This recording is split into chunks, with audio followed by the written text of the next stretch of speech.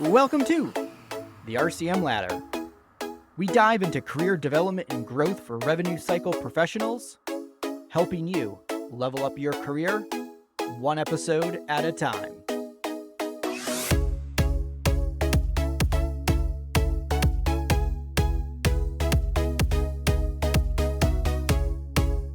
This episode of the RCM Ladder is brought to you by our good friends at the Health Exchange. They are building an awesome community of revenue cycle professionals with the knowledge, insights, and resources needed to navigate the ever-changing landscape of healthcare reimbursement. The team at the Health Exchange have awesome content and events tackling everything from denials management to revenue integrity, patient access, and the importance of leveraging RPA or AI in your operations. The content is so useful, so smart, so impressive, so collaborative. Honestly, it makes us jealous. So go check them out now, right now, and then come back to us. You can find them at healthexchange.io. That's HEALTHXCHANGE.io. And now on to this week's discussion.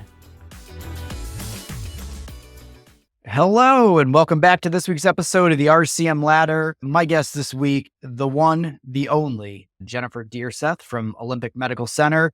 Jennifer, thank you so much for joining the show and making time to talk to us about your career today.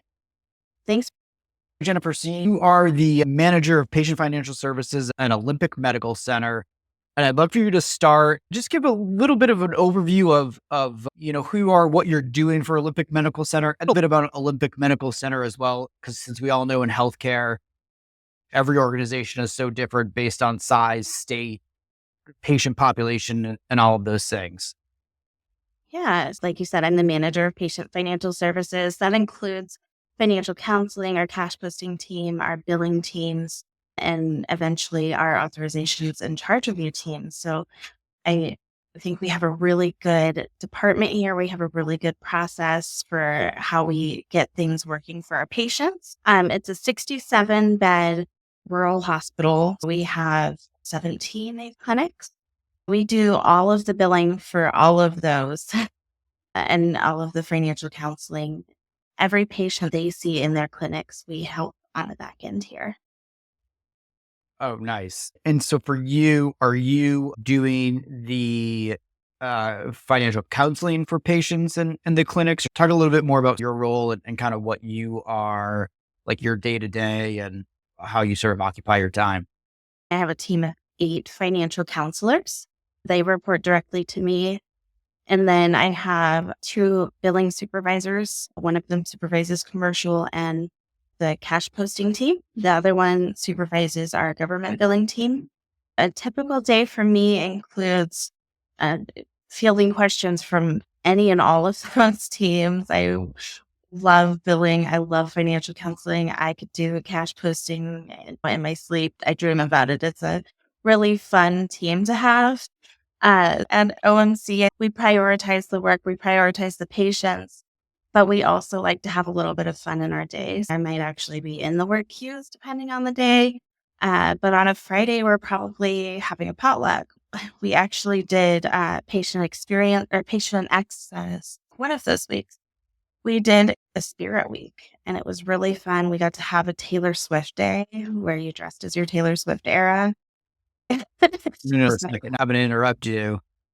We don't have to have this conversation dovetail into a Taylor Swift era's conversation. That's probably not what our audience is here for. So what was your era? I was in my folklore era. I got to wear a sweatshirt. It was October. It was really nice. I'm going to go Reputation myself. I wouldn't show up to work with snakes on my shoulders, but mostly because that's what my daughter's into. Well, I think they're going to release it soon.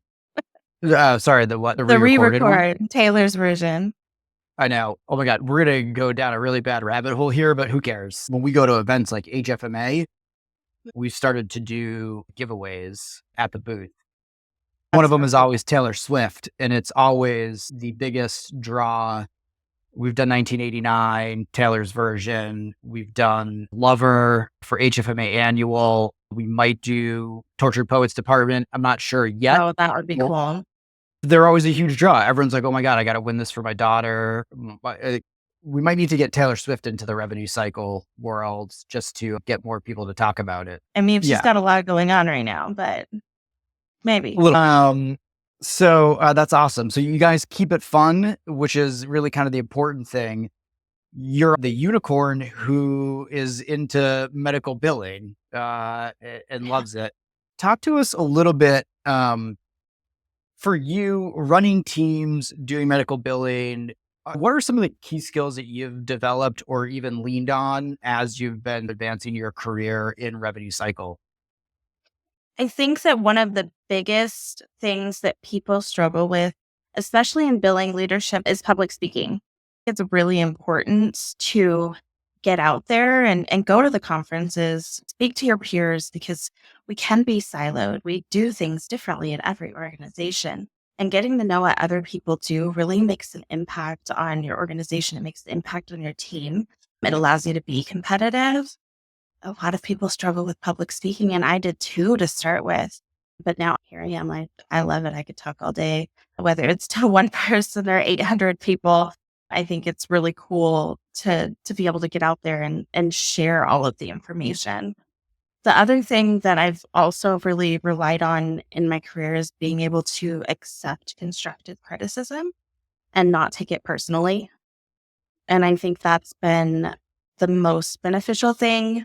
I get to hear that feedback. I get to learn from that feedback. I'm 31, so I don't have a ton of experience in the real world outside of revenue cycle, but getting to learn from that and being able to listen to those mentors, those people who have done this before me, allows me to not make the mistakes they've made, but make new ones and go from there. So let's start. I'd love to dive deeper into those two things because I think those are both great. Let's start with accepting feedback and criticism. You don't always hear that. And sometimes that is a hard thing for a lot of professionals to learn, where you don't put your walls up. You're able to actually hear what someone is telling you. How did you get to a place where you could take feedback dispassionately and use it to make yourself a better professional? I think it takes time and the want to do better. When I started in healthcare, I didn't know much about it. I was in high school doing an externship, and I was lucky to have people who were there to mentor me. And it does take a lot to say, this person is here to help me. They want me to grow and learn, and they don't have ulterior motives. And I was incredibly lucky to work with people like Aaron Gomez or Ted Severson, Joanna Weber, once I got to Olympic Medical Center, who took me under their wing, taught me leadership skills. I could trust them. I can still trust them. I call Aaron like once a month. I got to learn from them and really do that. I also took that Crucial Conversations class. I don't know if you heard that, but it's amazing and it was really helpful. So is that ability, the flip side of that, now that you're people managing, how is that translated into your ability to deliver constructive feedback to the people that report to you? So I think because I take constructive feedback from them and I actively ask for it, they're more apt to take it from me as well. And they know that I'm coming from a place of positive intent. I relay that to them. I'm very transparent. I think it's important to be transparent. And I'll just say, hey, you messed this up. How can we fix it? How can I help you fix it? I'm willing to go through the steps with them or outline those steps if they want to fix it or need to fix it. It's been pretty successful so far.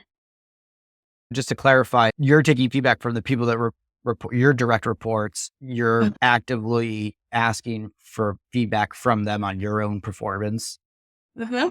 Absolutely. That's amazing. And you think that helps to build trust because you're doing that.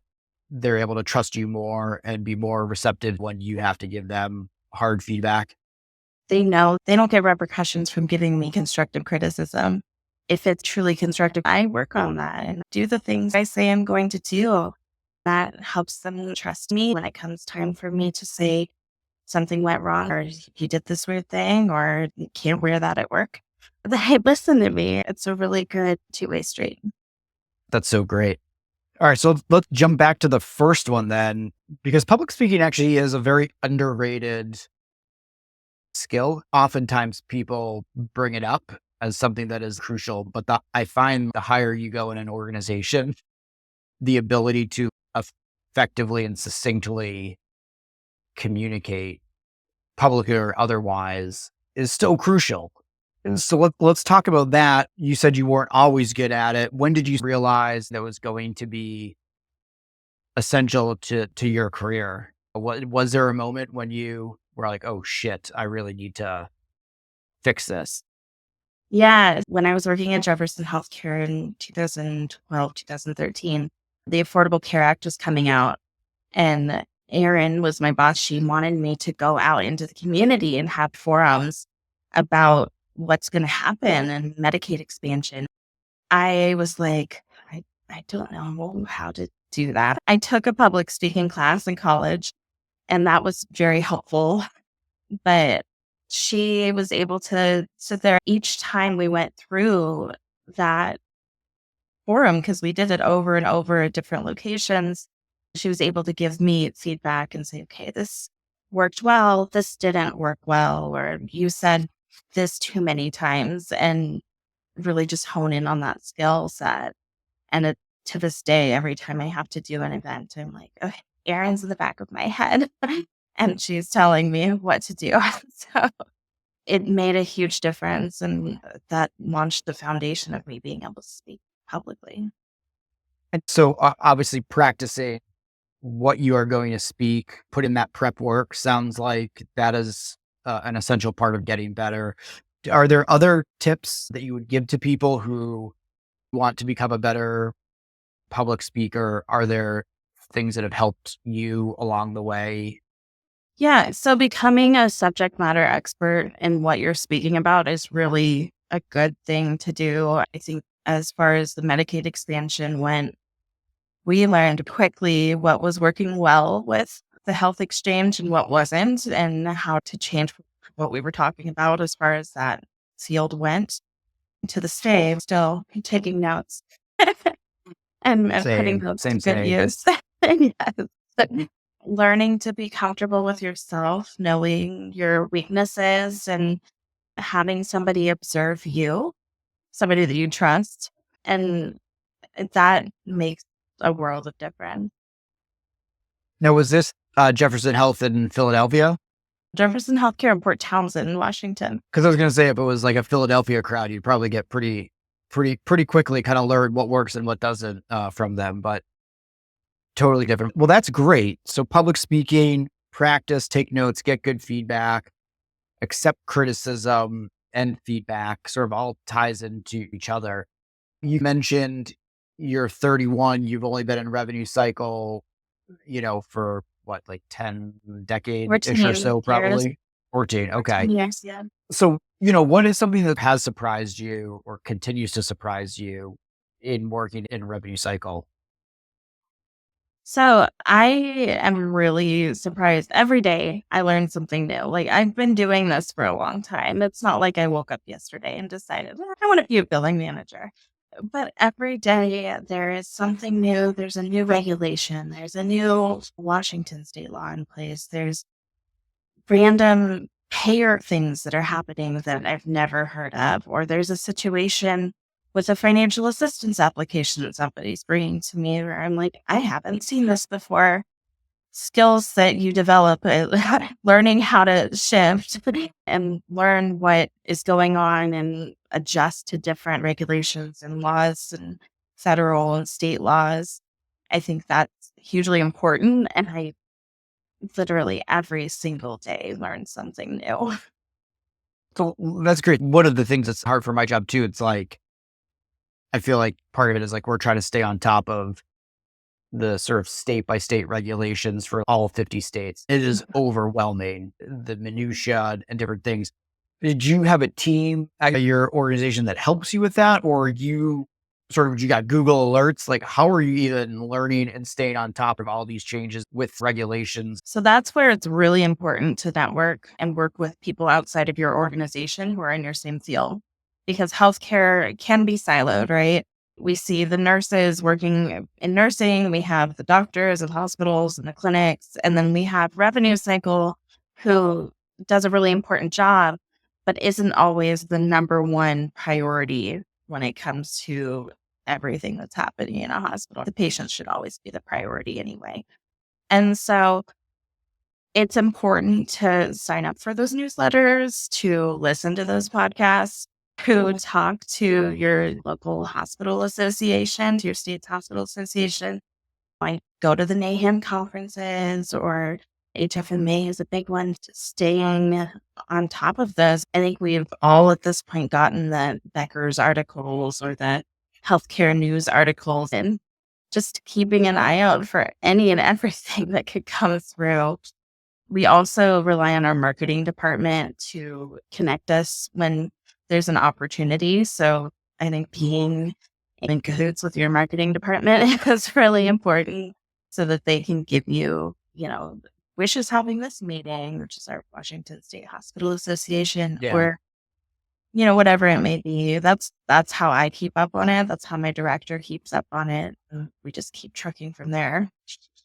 Yeah. That's so great. I love, as a marketer, we definitely like to be in cahoots with the rest of the organization for sure. So what do you tell people who are starting out? Maybe they are at the beginning of their career. You're maybe 2-3 steps ahead of someone who is just out of college or high school. Do you have advice for those entry level employees? What's something you wish someone told you early in your career that you know now that you would like to kind of pass along to that sort of next generation coming up? I think the most important thing, especially in revenue cycle, but really in any role, is that your attitude and how you react to things makes a difference. It can make the difference between you being offered a position or not, even if you don't know the subject matter. It's all learnable. Billing is learnable. Financial counseling is learnable, but the soft skills, the customer service, being able to work with people on a team, that's not easily teachable. And it's not something that everybody is made to do. Going into it with the right mindset, assuming positive intent, will really make a difference in your career and for the people you work with. It's better to work with people who want to work with you, right? I mean, that's probably half the battles. You got to have people who want to be in your corner and advocate for you. Do you have a vision for where you think you want your career to go? Or like, how are you thinking about kind of that next evolution of, you and your professional career? Are you going to stay in revenue cycle, maybe go do something else? When I was 17 and I was doing this, even when I was 25, I really did have a 5-year plan laid out. Every year I would readdress it. I'm going to get my certified healthcare access manager certification, and I did it. I'm going to get my master's in IT and administrative management, and I did it. I'm going to go out and do what I want to do when it comes to revenue cycle, and I did it. And what I've learned is I've been in revenue cycle so much that I sometimes can get blinders on. I think that the reason I got my master's in IT and administrative management and not healthcare administration was in case I hated revenue cycle in 5 years. Turns out I love revenue cycle, but I don't have a direction that I'm looking at right now. I'm looking at, do I want to stay in healthcare? Do I want to move into a director role? That would be a very logical next step. The way I see it, I've got to do what's best for me and my family. That's the recommendation that I give to everybody. I tell my husband all the time, you got to do what makes you happy. This makes me happy right now. If it doesn't make me happy, then I'll do something else. I want to unpack that because obviously you can hear that love and affection you have for the work that you do specifically within revenue cycle, which isn't always the case for a lot of people. But for you, what is it about revenue cycle that you love? There's so much. I do love that every day is different. There's never the same thing every day. There's a lot of people in revenue cycle that are really incredible. Getting to know, like, I call Michelle Fox the goddess of patient access. I don't know if you know who that is, but she works at a hospital in Florida. She's at Naham, Okay. and she's just incredible. And getting to learn from all of these people all the time. Like, my job is to learn and grow the revenue cycle here. And that's a really cool piece of it. But also, every part of revenue cycle impacts another part. So whether you're at registration, financial counseling, billing, HRM, whatever you're doing, that makes a difference for somebody further on down the line or at the next opportunity for revenue. So even at the patient's next visit, it could impact what they're doing. I really do enjoy that piece and that education of it. And I think that brings a lot of people together, especially at those conferences. We get to see that camaraderie. That's so cool. That's awesome. Are there things right now that you're working on? Obviously, you've done a lot of great foundational things. Like, sounds like, you're just a consistent learner, public speaking, you've gotten a master's, you've done a lot. Are there things that you're thinking about now? What are the things that you are working on as you continue and think about that next evolution? Are there things that you're like, okay, I really need to do X, Y, and Z? What are those? Yeah, so I really want to learn more about HRM and coding. Things have been pretty status quo as far as revenue cycle goes for a while, and I think it's time to mix things up and see where that could take us. I tell my boss all the time, my goal is always to take us to the next level. I want to start seeing kiosks at registration. I know that we see them at the bigger hospitals. We don't have them here. I think it's time to move forward in that. And then just improving and increasing automation in revenue cycle. Recently, we went live with a auto dialer, this is a Okay. small town. We're in a small town and our average age is 57, I think. But this is also a super tech savvy town. So I think it's something Yeah. that the auto dialer, we haven't had people calling and saying, oh, we think this is a scam. They know. We did the Yeah. marketing, told them it was coming. And so just implementing things like that help our staff, because now my financial counselors can do the work that impacts our patients, like processing financial assistance applications more timely and getting back to patients. Improving that and increasing automation makes a huge difference. I am always going to be an advocate for certification and education and holding myself back from getting another master's in accounting. I paid for my own degrees. I had to put myself through school while working full time. I worked hard and enjoyed that, but now I have a family and it's time to focus on that. So maybe after my kids are in school, but there's a lot of things that I really want to be more involved with. And, community involvement is a huge part of it too. I work with United Way of Clallam County a lot and I'm on their board. The things that they do for our county are absolutely incredible. They impact the children, they impact the homeless, they impact every one of us in Clallam without anybody really knowing it. Being able to give back to the community is huge too. Yeah. That's amazing. I'd love to hear a little bit of it must be hard. You guys are a smaller organization Mhm. and trying to deliver a similar experience for patients with kiosks and even automation. I would Mhm. imagine that would be pretty hard to do, right? Resources are probably not as, Yeah. if you spend money on project A, that means project B is not going to get funded. That must be hard. But what is sort of the hard, what is hard about kind of working in revenue cycle? I, I don't want to say revenue cycle is not hard because it can be challenging, but I think everything in revenue cycle is doable. It's accomplishable. It's just finding out how to get there. That is the most challenging part is, okay, this is what I want to see. This is how we're going to do it. And change can be hard, especially for people who have been doing this for 40 years. It's not uncommon to have billers, financial counselors who have been doing this forever and they've always done it the same way. And that's something that I enjoy is the change leadership and being able to say, I know you've done this for 30 years, but I promise you it's going to be easier once this comes through, or it's going to be better for the patient. And that's something that really is a big seller to my staff because every one of them are here for the patient. And you don't hear that a lot about billing. I know it's kind of like, oh, we're the mean guys, but they really are here to make it better for the patient. I think it's super interesting you say it because in revenue cycle, at least from the outside looking in, one of the hardest things is that doctors and caregivers get a lot of the love and attention, Right. and rightfully so.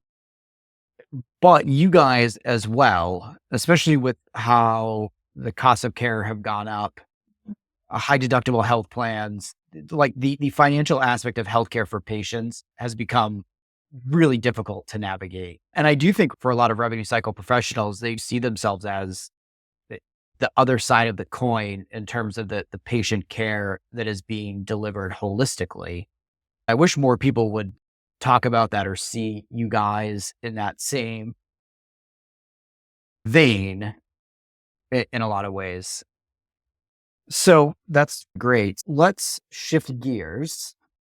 Are you ready to play the lightning round? We'll see. So Okay. the lightning round, quick answers. Don't think too hard. First answer is the best answer. We'll just go one question after the other. Here we go. Okay. Question one. You ready? I'm ready. What's the most important metric that gives you the most anxiety in your role? Denials. And that's because they tell us what's happening everywhere in the revenue cycle. They can all be traced back to where it came from and how we can fix it and make it better. Question two. What's the biggest goal you want your team to achieve this year? Continued growth and stability. I want them to continue being on the right track. They're learning. We've got some new people in. We've got some veterans here kicking butt and taking names. I want them to keep doing it. Question three. What's something you wish people would talk more about when it comes to revenue cycle? How everything impacts everything. I think it's really important for people to understand, even at the point of registration, that if they're entering that insurance wrong, it's going to impact the rest of the line as far as it goes.